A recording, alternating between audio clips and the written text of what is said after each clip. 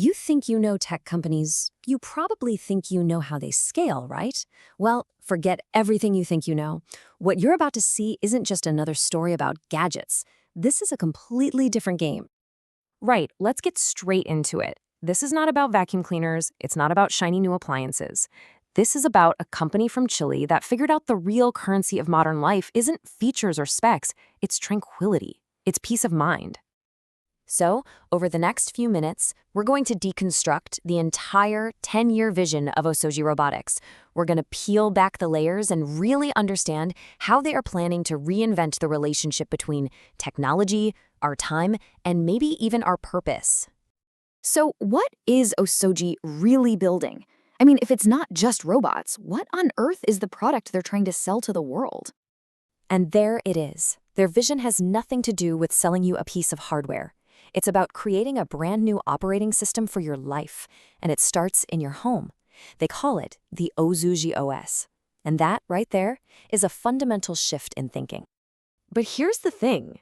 To build a movement, you have to be solving the right problem. And for Osoji, the real challenge wasn't just building a better robot. Nope. It was something much, much deeper.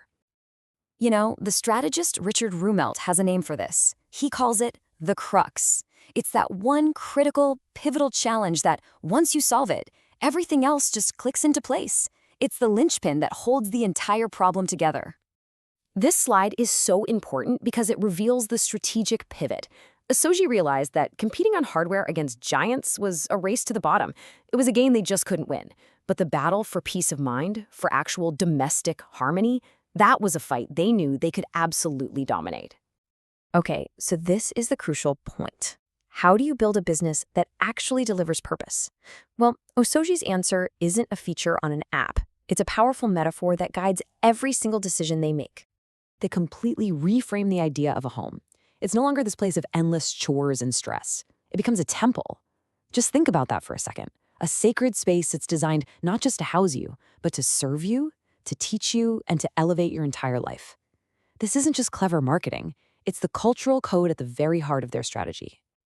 And inside this temple, the most valuable thing isn't money, it's your time, the one truly sacred currency. Why? Because it's the one resource you can never, ever get back. So for Osoji, technology has one primary goal, to give you back your time. By literally reducing your stress hormone cortisol, it's designed to give you moments to just breathe. This taps directly into our biology. And this philosophy does something incredibly powerful. It creates a tribe. It speaks directly to our most primal reptilian brain, that deep-seated need for security, status, and belonging. Your home becomes your fortress of peace. And in this new world, the harmony inside your home becomes the ultimate status symbol.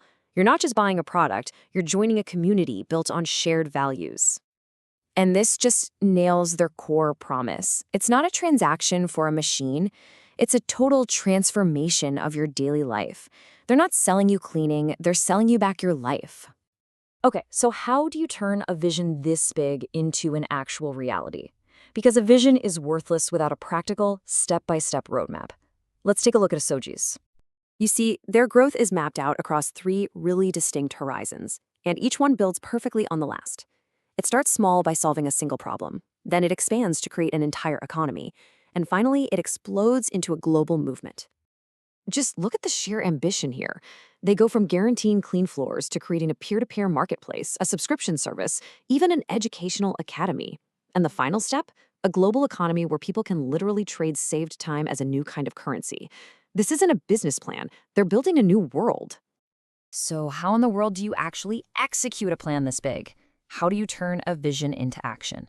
Well, you do it by embedding that vision into every single thing you do. This is how. They activate every part of the human brain.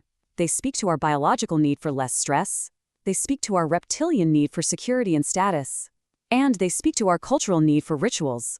And for that logical part of your brain, they give you cold, hard data, dashboards showing you exactly how much time and money you've saved.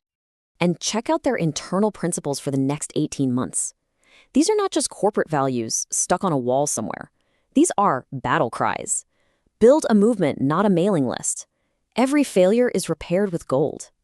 This is a team on an absolute mission, and they're determined to redefine what Made in Chile stands for. So, what does all of this mean for you? For the founder, the builder, the strategist who's watching this right now? What's the real lesson here? It means you have to stop selling what your product does and start communicating what your product restores. For Osoji, it was never about automating chores. It was always about restoring the dignity and the value of your time. And that is the ultimate lesson from the entire Osoji playbook. Don't just build a product. Build a purpose that is so much bigger than the product itself. Because in the end, the companies that truly change the world, they're not just selling things. They're building a better way to live, one home and one person at a time.